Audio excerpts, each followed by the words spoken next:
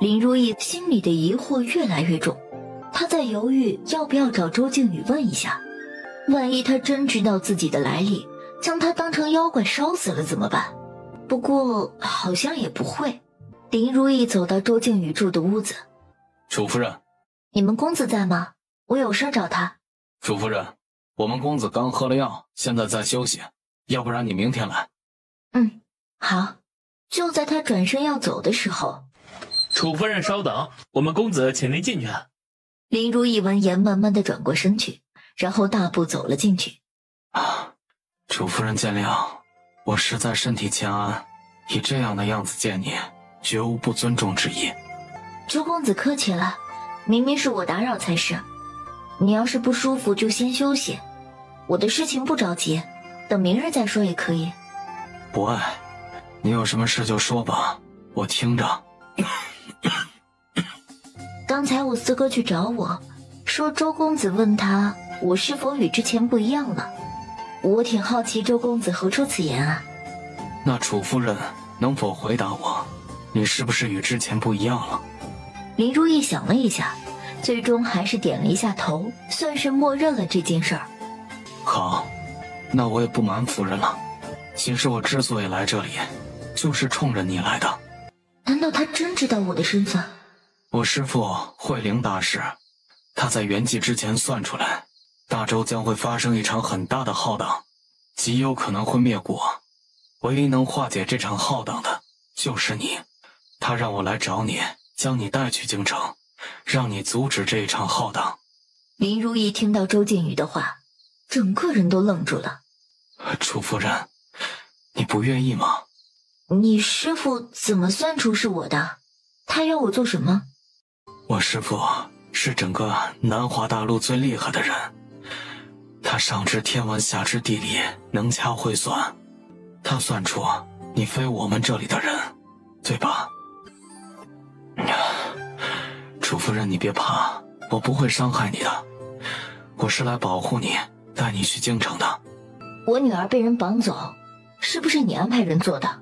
不是，我没有安排人绑走你女儿。那你说你师父让你带我去京城，你打算怎么带我去啊？我本想我们再熟悉一些，彼此再了解一点，才找你说清楚的。没想到有人绑走了你女儿，你说要去京城救她，然后我正好要带你去，所以就跟着你一起了。真是这样吗？那你师父可知道我怎样才能离开这里，回到我原本的地方？我师父说，只要你完成了你命定的结束，自然就能回去了。什么是命定结束啊？我要做什么？师父说这是天机，不能泄露，时机到了，你想知道的都会解开的。林如意感觉这就跟没说似的，本来还燃起了一丝希望呢，现在也扑灭了。那你师父到底要我做什么呀？还有，你说的那个浩荡又是什么？等到了京城再说吧，现在说了也没用。他的话刚说完，又咳嗽起来。我去，就你这样还能坚持到京城吗？不会死在半路了吧？行，那你好好休息吧，我先回去了。好，你去吧。绑走我女儿的人只给了我45天，咱们到京城还要多久啊？如果后面不出事，一路顺利的话，大概1个月就能到。你身子现在不舒服，也没办法赶路，要不然我先走，你后面来追我们。没事，我明天和你们一起走，我边走边养病就行了。拜托大哥，你这怎么赶路啊？真不怕死路上？算了，再休息1天吧，等你好一点咱们再出发，后天再走。如果你明天情况没有好转，后天我就先走了。好。林如意从周靖宇的屋里回去，程璐已经给她铺好床了。夫人，您泡个脚再休息吧，我让小二送热水过来。林如意点点头，正好泡一下脚，放松一下。很快小二就送了热水上来。林如意一边泡脚，一边还在想着周靖宇说的话，感觉有些莫名其妙，又有些期待。可是他要是走了，楚仙逸怎么办？3个孩子怎么办？还有，肚子里的孩子呢？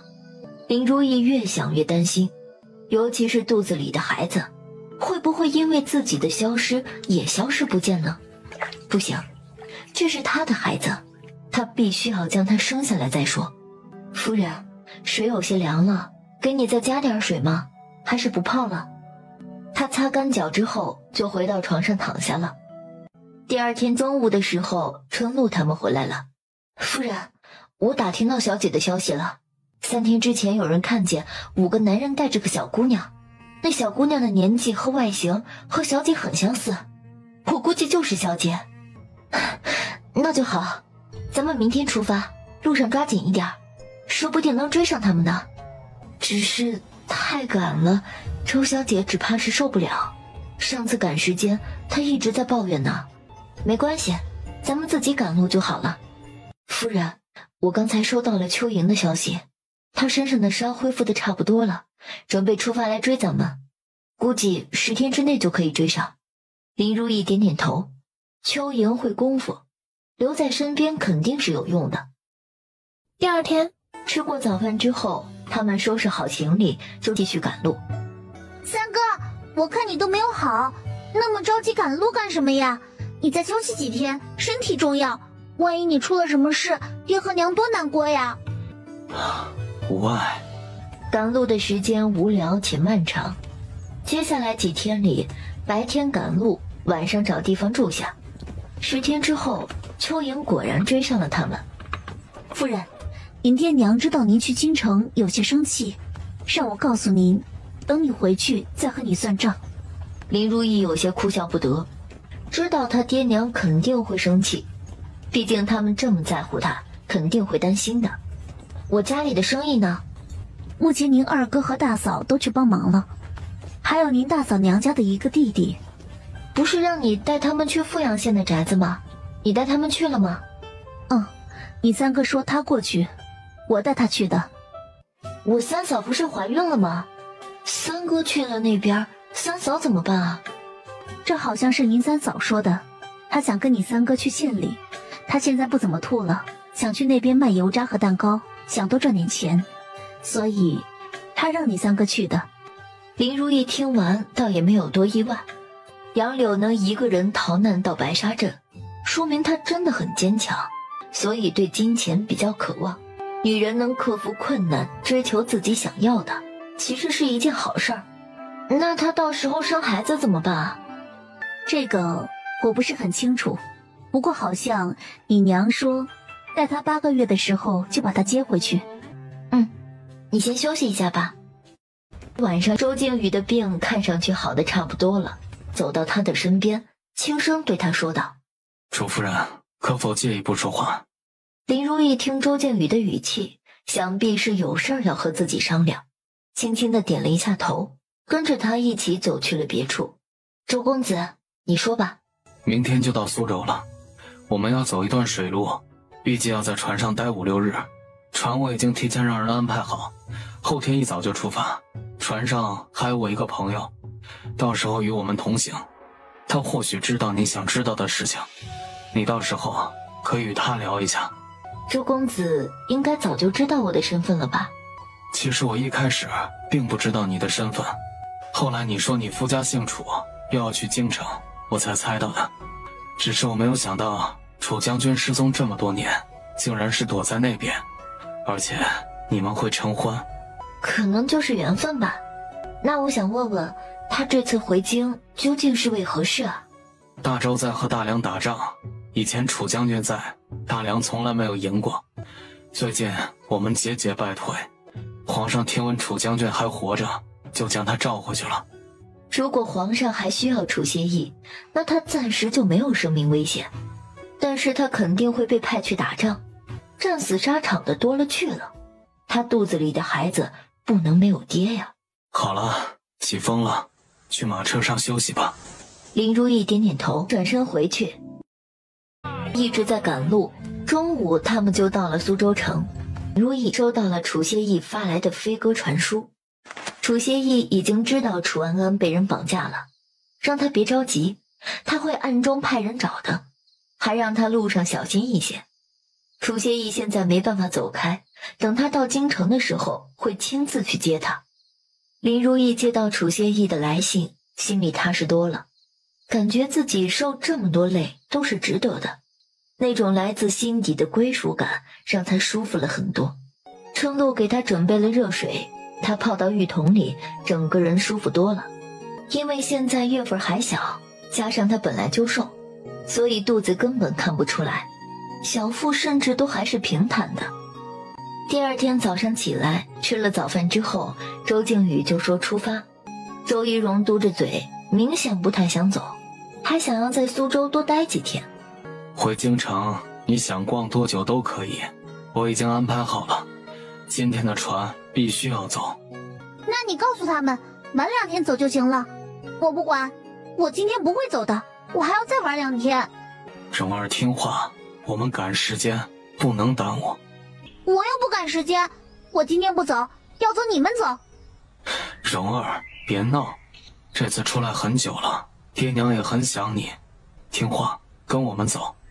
周一荣好像是铁了心不想走，不管周靖宇怎么哄，他就是不同意。周公子，要不然你帮我们安排一下，我付租金，你陪仪荣在这里玩几天吧，正好你身子还没有完全恢复，这里的气候宜人，可以养养身子。不必，我回京也有重要的事情。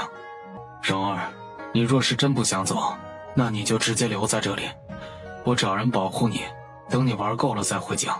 周一荣没想到他三哥竟然真让他自己一个人留在这儿。三哥，你有什么事啊？朝中之事不便与你说，你想好跟我们一起走，还是自己在这玩？到时候自己回去。每天就知道赶路，烦死了！哼！一甩袖子，气冲冲地往外走。楚夫人见笑了，请吧。林如意轻笑一声，跟着周靖宇一起出门。他们坐着马车去了码头，那边停了一艘很大的船。这艘船很大，里面什么都有，有点像是现代的游轮。林如意知道，周仪荣其实是在生他的气，毕竟周靖宇赶路也是因为他。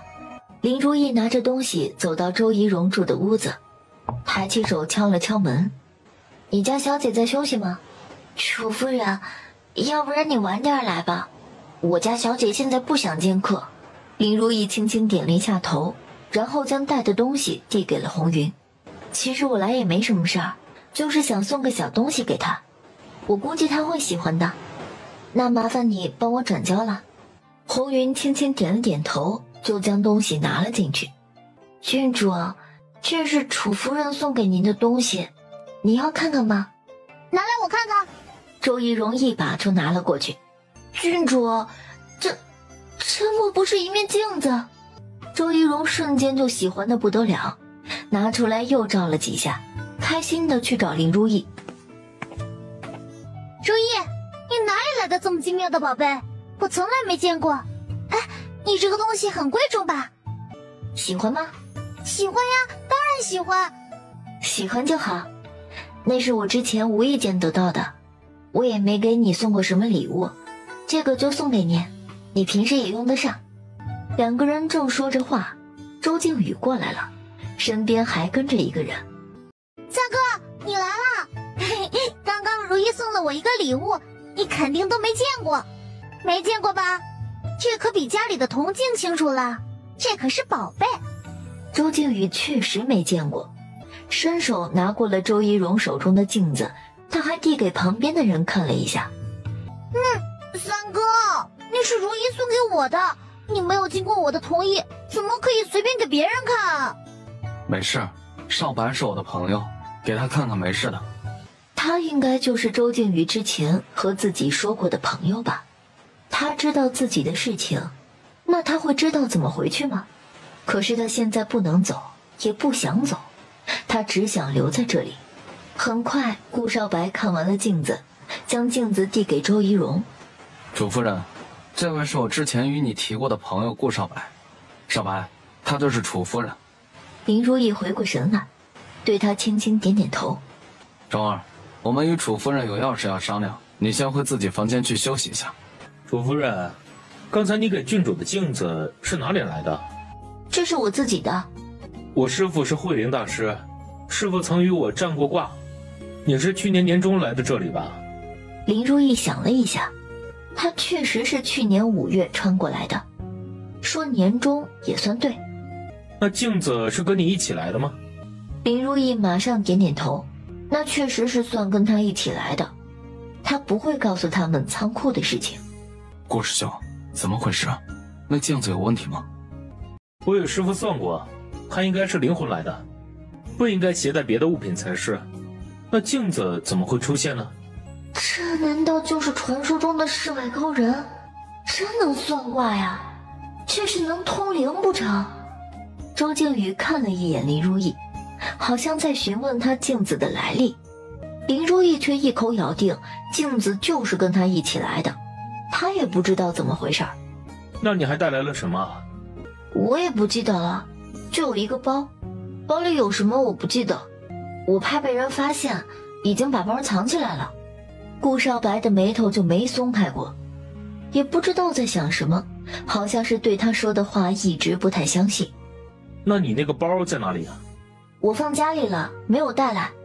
那个，我真的很好奇啊，你们是怎么算出来的？我们师傅很厉害，他上知天文下知地理，占卜之术是首屈一指的，能算出来很正常。那既然你们早就算出来了，为什么现在才来找我呀？并非很早，也是在3个月前才算出来。算出来后没多久，师傅就圆寂了。你们过来找我是因为什么事儿啊？大周和大梁正在打仗，边关民不聊生，两国之间的矛盾已经几十年了。这次打仗比以往都厉害，已经波及到两国人民。现在大周节节败退，损失惨重，而你能阻止这场战争，你愿意为了两国百姓去平息这场战争吗？如果我真能平息这场战争，我倒是可以。关键是我什么都不会，你让我去干什么呀？他可不会傻叉的认为自己一出面，那大梁的人就要收手，全部都听他的话。你要做什么，等到了京城再说吧。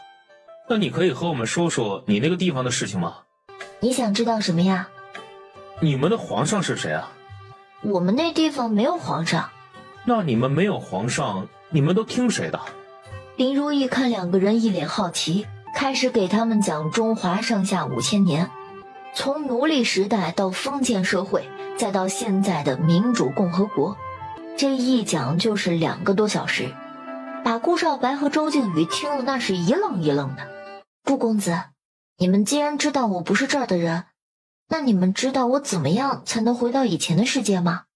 师父说过，你将这边的尘缘了了，你就会回到你原来的世界。尘缘？尘缘具体指什么呀？你能说的具体一点吗？顾少白摇摇头。楚夫人，你生活的地方还会打仗吗？打呀。你不是说你们是和平年代吗？怎么还会打仗啊？有人的地方就会有战争，主要是看生活的国家够不够强大，而且我们那边打仗和你们这边可是不一样的。怎么个不同啊？天机不可泄露。谁让他们一口一个天机不可泄露的？他也学会了。凭什么他们想知道的自己就要全部告诉他们？自己要知道的就是天机。2个人听到林如意的话，面面相觑，只好闭嘴不再多问了。第2天晚上，他们到达码头。接下来3天，大家都相安无事。可是，在第4天的时候，他们经过一片树林时，突然从4面8方冲出了一群黑衣人。中路，你保护夫人，我出去看看。然后从马车上飞身出去。来者何人？可是对方并没有回答他的话，直接向着林若意的马车去了，和那群黑衣人打成了一团。中路，快带夫人走，这些人是冲着夫人来的。夫人，您坐好，我去赶马车，咱们先离开这儿。我不能走，我此刻还有2个儿子在这儿，我不能走啊！那些人的身手很厉害，没有直接对他下杀手，很显然是要活捉他。夫人，主子安排我们保护您，我们能力有限，只能先护住你了。你肚子里还有小主子，你跟我走吧。春露，你也看出来了，这些人武功高强，你现在带我走，他们肯定也会追上我们的，还不如我现在去会会他们，看他们到底要干什么。可是话还没说完，林如意就已经下车了。住手！你们是来找我的是吧？黑衣人听到林如意的声音，纷纷停了下来。不想他们死，你就乖乖跟我们走。阁下既然来找我，至少要先报出大名吧。你不用知道，你若想见到你女儿，现在就跟我们走。好，我跟你们走。不行，那些人是谁还不知道，他们要将林如意带走，那绝对不可以。林如意是唯一能拯救大周的人，他不能放她走。周公子，我没事的，我跟他们去，麻烦你带我的人去京城找我相公吧。周靖宇紧紧地皱起眉头。你们究竟是何人？我是纯亲王府的世子，你们今日将人带走，就是与我纯亲王府作对。对方愣了一下，露出的眼睛里闪过了一丝犹豫，显然还是有些忌惮周靖宇的身份。世子，我们只是受人所托，将此人带走，并无意和纯亲王府结仇，还请你莫要为难我们。他是我朋友，也是一路跟着我来的京城，你们现在将人带走，那就是与我纯亲王府作对。对方看周靖宇这般，沉默了2秒，最终还是看向林如意。那我们就得罪世子了，人我们今天必须带走。周靖宇正要上前阻止，却被林如意拦住了。周公子，我跟他们走，你将我的人顺路带到京城就好了。这一路麻烦你照顾了，你们也都受了伤，先好好养伤吧。娘，我和你一起去。不可以，你要照顾弟弟，你走了，弟弟没人照顾了。听话，回马车上待着，不然娘要生气了。楚子轩看林如意沉着脸，也不敢上前了。我跟你们走。那人将林如意带上他们的马车，然后驾着马车离开了此地。车子一路狂奔，扬起了不少的尘土。一直到天快黑的时候，这群人可算是停了下来。林如意也终于见到了阔别已久的楚安安。娘，你别怕，娘来了，没事的，娘会保护你的。娘，我不怕呢，你不应该来，你应该照顾哥哥和弟弟，你不该来的。你也是娘的女儿，娘也要照顾你啊。我可以照顾自己，我不怕他们的。娘已经来了，他们现在可不会放了咱们就安心等爹爹过来救咱们吧。娘，我爹爹肯定会来救咱们的，爹爹可厉害了，你不要害怕。林如意感觉有些好笑，这小丫头对楚谢意那是100%的信任和崇拜。当天晚上，母女2人睡在一张床上，楚安安和她讲了这一路的经历。她一共逃跑过3次，都被他们抓回来了。不过那些人倒是没有打她，只是饿了她2顿。第二天一早，他们2个被叫起来继续赶路。一天的奔波终于赶到了京城，不过他们并未进城，也不知道被带去了哪儿。2个人被关在一间屋子里。娘，你别怕，我会保护你的。没关系，咱们先休息一下，反正他们在你爹来之前不会对咱们怎么样。果然是个聪明的女人，怪不得楚谢意都乐不思蜀了。你是谁？你想要干什么？原来是副统领家的丫头，没想到她一个大老粗还生出这般标致的女人。林如意大概是听出来了，这个男人正是楚安安的亲爹。什么时候让我们去见楚谢意？不急，你们大老远的来，还没好好招待你们呢。你们今天先好好休息，要吃什么尽管吩咐下人去做，把这里当成自己家就行了，不需客气。公子可真会说笑，我们家可没有那么好的条件，而且你口口声声说要招待我们，却连姓甚名谁都不说一声，诚意何在啊？嫂夫人，想知道我叫什么名字，直接问我就是了，何必这么大火气呢？那我自我介绍一下，我叫周弘一，家里排行第6。林如意一听姓周，这是大周的国姓，所以他是皇室中人，还说自己排行第6，莫非是皇子？周公子这句嫂夫人，我实属不敢当。我还从未听相公提过他还有这么贵气的兄弟。这嘴巴是真不饶人呐。今天时间也不早了，我吩咐厨房给你们准备了一些饭菜，你们吃了可以好好休息，有什么需要吩咐下人就是了。周鸿祎还有别的事情，不打算和林如意继续斗嘴，说完就转身走了。安安，来，咱们先吃饭。娘，他们会不会给咱们下毒啊？放心吧，他们要想咱们死，早就动手了，根本就不用费尽心思的把咱们带到这儿来。放心吃吧，没有毒。吃完饭之后，外面的天也黑了，两个人就上床去睡觉。娘，那个人那会儿说什么父什么是什么意思呀？娘也不知道，不用管他，反正咱们等你爹来救咱们就行了。楚安安点了点头，轻轻地嗯了一声。过了一会儿，楚安安小声地问道：娘，你睡着了吗？还没有呢，怎么了？你说弟弟什么时候来救咱们呀？快了吧，应该就这2天。那就好，我有点想爹爹和大哥三弟了。没事儿，很快就见到了，快睡觉吧。娘晚安。晚安。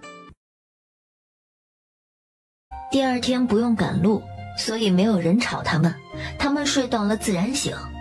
母女俩吃了早饭之后，又没有别的事情做，打算去院子里转转。没过多久，昨晚上那个男人从院子外面进来了，身后还跟着一抹熟悉的身影。娘，是爹来了，爹爹来了。林如意自然是看到了，看到楚谢意人消瘦了一大圈。爹爹，如意，你没事吧？没事儿。楚谢意听到林如意说没事儿，这才稍微放心了一些。爹爹，你这么久不见娘，你都不想娘吗？楚谢意在母女俩的注视之下轻咳了一声，然后轻轻点了一下头，算是默认了。你点头是想还是不想啊？没想到那个冷面罗刹也有今天，被2个女人吃得死死的。楚谢意在林如意的注视之下，只能轻轻地嗯了一声。爹爹，那你和娘说话吧，我去外面玩了。说完，他就向着门外跑去。周鸿祎也识趣地离开了，房间里就只剩下他们2个人。楚谢意目光灼灼地看着他，下一秒一把就将他拉到怀里，紧紧地抱住了。狗男人，果然闷骚。如意，对不起，让你受苦了。除了赶路有些累，倒是没怎么受苦。你还好吗？我没事。你先放开我，咱们坐下说吧。让我再抱一会儿。这狗男人真是太闷骚了，有人的时候装得一本正经的，没人就露出真面目了。喂，你还想不想当爹了？怎么了？安安不让我抱你？你就只能想到安安吗？那倒不至于，子轩和子君我也想的。林如意看楚谢意还是没有反应过来，应该是真的没有想过那方面。不过也是，他们之前每次都做了错失的，加上她怀孕的事情一直没有告诉她，她想不到也很正常。你就没什么要跟我说的吗？或者你没什么要问的？皇上恢复了我大将军的职务，派我半个月后去荣城带兵打仗。所以你半个月之后就要走？楚谢意轻轻点了一下头，算是承认了。去吧，你既然是一国的大将军，朝廷信任你，百姓也需要你，我和孩子们也一定会支持你的，我们会以你为傲。如意，你不怪我吗？我怪你什么呀？你既然有带兵打仗的本事，现在国家需要你，你就应该挺身而出，这是你的使命。如果你留在我们身边，可能我们一个小家庭可以幸福美满，可是边关却有无数的小家庭要被迫颠沛流离，妻离子散，家破人亡了。你以前既然能在边关镇守这么多年，想必也是有怜悯之心的。看不得百姓受苦吧？所以现在啊，你只需要继续做你想的事情。我为什么要怪你啊？我现在怎么也算将军夫人了吧？那我肯定得有将军夫人的觉悟和格调啊。如意，谢谢。你当年的事情弄清楚了吗？林如意记得楚谢意之前和他提过，他们当年全军覆没肯定是有原因的。楚谢意点了点头，当年确实有援兵的，只是身为副将军的陈峰被敌军收买了，不让人去增援他们。陈峰已经被处死了，也找不到人对峙。那人毕竟是皇上，还拿孩子和林如意威胁他。不过这一次他不会再被人拿捏了。如果皇上敢动他的孩子和娘子，他不介意扶六皇子上位。既然你已经弄清楚了，我希望你做任何事情都是自愿的。你放心去打仗吧，我会照顾好孩子们的。放心，我一定会安全回来的。走，我带你们回家。子轩和子君他们已经在家等着你们了。我吩咐了厨房，做你最爱吃的菜。刚才那人他会放我们走吗？会，我们直接走就行了。爹，我们现在去哪里呀？回家。家？是白沙镇的家吗？不是，京城的家。啊，咱们在京城也有家呀？有，现在我们就回去。你大哥和弟弟就在家里等我们。那这里的家是爹来京城找的吗？家里有别人吗？有几个下人是服侍你们的。那我不是成小姐了？是啊，以后你就是将军府的小姐，没有人敢欺负你。将军府？是啊，你爹可是大将军。你不是一直说你爹很厉害吗？他确实很厉害。你以后啊，就是将军府的大小姐了。听到林如意的夸奖，楚谢意心跳快了一拍。被自己娘子夸奖，比受什么封赏都让人开心。怎么啦？你爹当大将军不好吗？当然好啊。可是，爹是不是要去打仗了？林如意知道楚安安向来早熟，她知道将军要打仗也不奇怪，轻轻地点了一下头。哇塞，爹爹好厉害啊！果然，毕竟还是个孩子，只知道将军带兵打仗很威风，可是还不知道打仗可能会牺牲。娘，你告诉爹爹了吗？告诉你爹什么呀？楚谢意也很好奇，不知道林如意要跟自己说什么。就是小弟弟呀。没有，回家再说吧。楚谢意听到母女俩的对话，这心里越发的好奇，他们到底在说什么呀？爹爹，娘的肚子里有小宝宝了。楚谢意听到楚安安的话，这身子当即就愣住了。如意，刚才安安说的是真的吗？那你希望是真的还是假的呀？当然是真的。那就是真的，你又要当爹啦。楚谢意嘴角不受控制的上扬，他真的特别的开心。等马车停在将军府门口，楚谢意将林如意抱下来。林如意本以为自己从马车上被抱下来就会被放下，可是没想到楚谢意竟然直接抱着她进府了。守门的小厮看到他们冷面不近女色的将军抱着一个女人进府，都瞪大了眼睛，好像见鬼了一样。他们可是清楚地记得，前些日子府里的丫鬟想爬将军的床，被他直接一脚踢飞了，当场那肋骨就摔断了，在最后还是被人抬着丢出府去的。爹娘，你们等等我嘛。你慢点走，等一下安安嘛。是，娘子。你放我下来。不放。你不抱着安安，你抱着我干什么呀？我又不是小孩子，我自己会走路的。我再怎么说也是将军夫人，被人看见了，以后怎么在下人面前立威啊？你是他们的主子，他们自然要听你的，不听的直接乱棍打死就行了。这是2个时代的鸿沟。他虽然不是什么好人，可是随意杀人还是做不到的。别怕，我是说不听话的下人，不是乱杀无辜，更不会伤你一根汗毛的。林如意自然知道楚谢意不会伤害自己了，只是随意杀人，他还是有些不适应。我知道。就这个时候，楚安安跟了上来，然后3个人又继续往里面走。二姐，楚子君跑得飞快，一边跑一边喊他们。林如意示意楚谢意将自己放下，站在原地等着2个孩子跑过来。听到楚子君的喊声，林东也从屋内走出来了。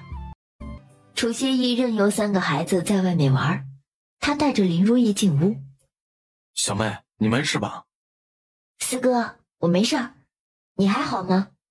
我好得很，这里吃得好，住得好，我好的不能再好了。就是我没用，看着你被歹人绑走，我却无能为力。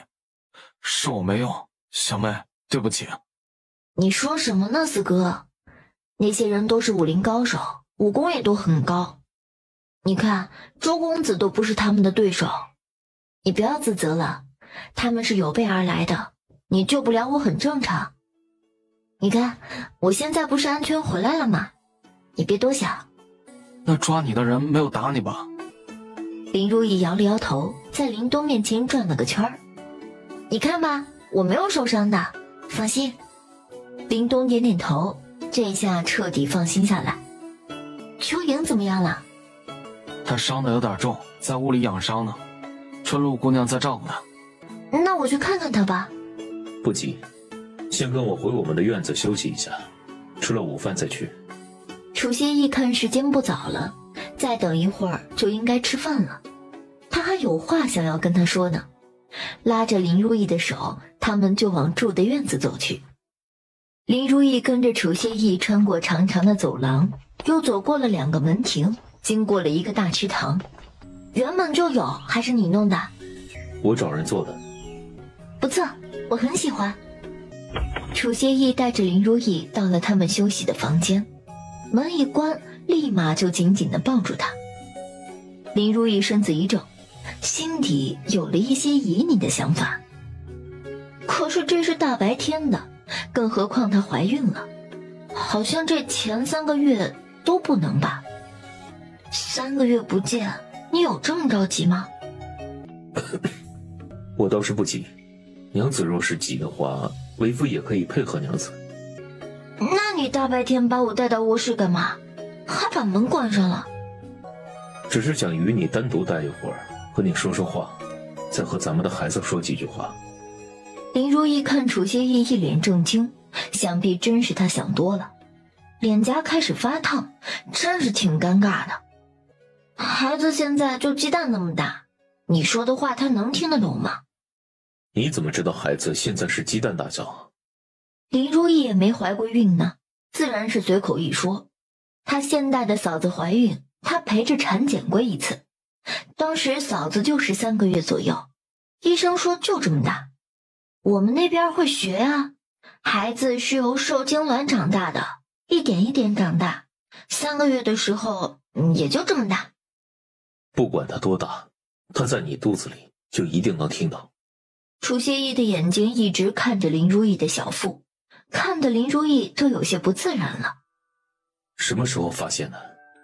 就是过完年的时候，大年初5我找沈大夫看病，他给我把脉的时候告诉我的。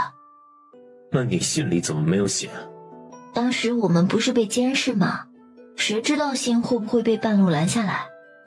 那个时候除了春露和秋莹，其他人都不知道。我怕别人知道了，反而会拿孩子威胁你。如意，辛苦你了。等打完仗，我好好的补偿你。那在孩子出生之前，你能回来吗？楚歇意的话到了嘴边，又咽了回去。打仗谁都不好说，有时候打起来可能要打1-2年。林如意见楚歇意不说话，知道他应该是回不来了，这心里就莫名的紧张。如意，我会尽量赶回来的。那就再说吧。反正离生还有大半年的时间呢，说不定那时候仗已经打完了呢。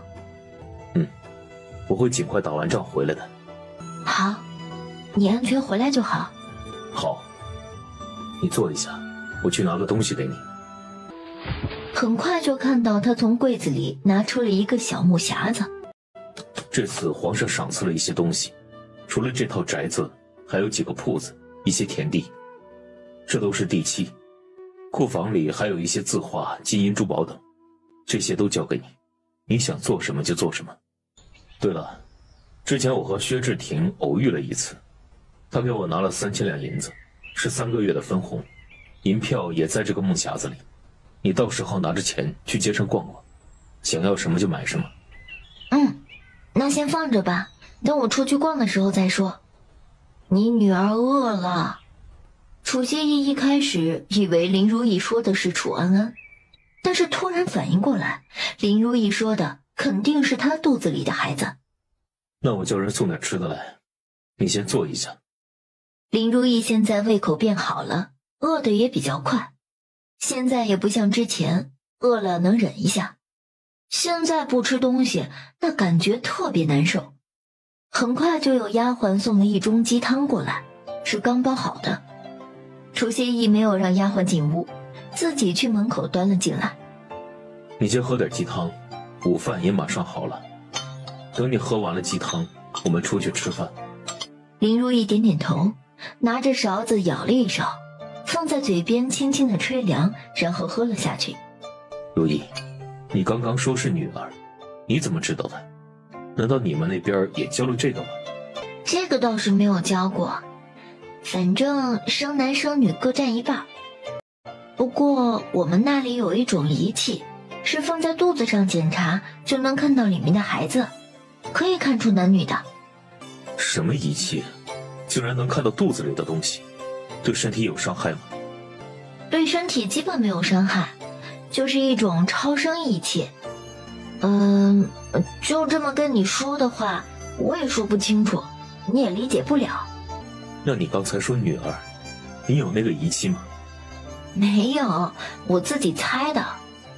我之前做了个梦，梦到一个小姑娘，我估计就是女儿，而且我觉得女儿很可爱的，我很喜欢女儿。女儿是挺可爱的。是自己的孩子，男女都无所谓。那你喜欢儿子还是女儿啊？我也喜欢女儿。这楚谢意，他是真喜欢女儿，还是为了讨我开心啊？好像你们这儿都喜欢儿子吧，想要儿子来继承家业。那是其他人，我挺喜欢女儿的，更何况家里不是有2个儿子了，家里交给他们就行了。而且他认为男人更应该靠自己去建功立业，不应该依附于父母。他14岁进入军营，也是从小兵开始，一步一步做到大将军的。哦，那我这要生了儿子，那你岂不是不喜欢了？不会，只要是咱们的孩子，不管男女，我都喜欢。可是你刚才说喜欢女儿的呀。都喜欢。好啦，我逗你的。我喝完汤了，走吧，出去看看孩子们。楚谢意带着林如意往外走，一边走一边说道：目前家里就10个奴才，你要是觉得不够用，到时候再去买一些回来。林如意还没有逛完整个将军府，不过看样子是不小。那到时候再说吧，我才刚过来，都还没有逛过呢，对家里的奴才也不了解，等了解了以后再说。好，一切全凭你做主。2个人来到吃饭的地方，就看到3个孩子还有林东都在。爹，你怎么把娘带走了？我还有话要和娘说呢。楚谢意尴尬地摸了摸鼻子，怎么感觉这臭小子要跟自己抢媳妇儿呢？君君啊，你要和娘说什么呀？娘，我听二姐说你肚子里有弟弟了，对不对啊？林如意轻轻点了一下头。那娘为什么只告诉二姐，不告诉我们呀？那不是在赶路吗？娘怕被坏人听了去，到时候把娘抓走，所以才没有跟你们说的。君君，你是个男子汉，应该不会生娘一个女子的气吧？我当然不会生你的气。那可太好了，我就知道咱们君君最大度了。那是必须的。那娘肚子里的小弟弟是谁给你塞进去的？是爹吗？可是爹那个时候不在家呀。林东在一旁听到楚子君的话，吓出了一身的冷汗。现在他这个妹夫可是大将军，要是误会他妹妹和别人苟合，万一休了他妹妹怎么办？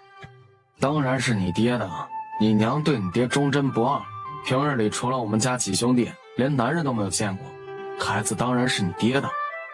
楚谢意当然知道林东的意思了，他也相信林如意。可是那个时候爹都不在家呀。小孩子不懂，别乱说了，快吃饭。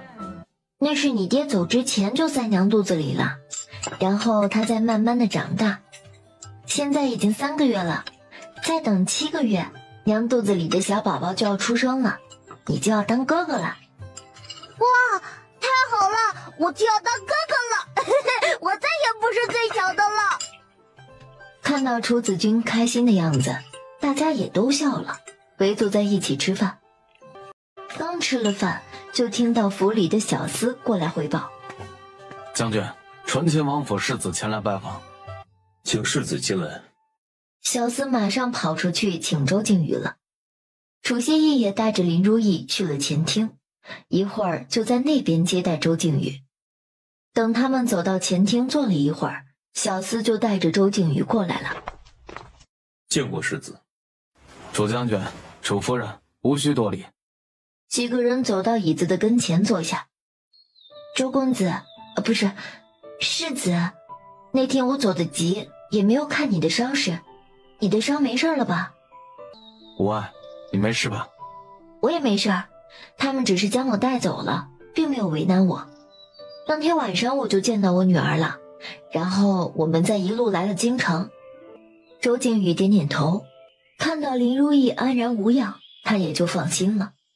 他生怕林如意出事儿了，到时候他们师父的嘱托就完成不了了。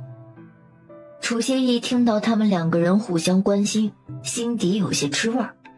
一直听我夫人说，一路多亏了世子的照料。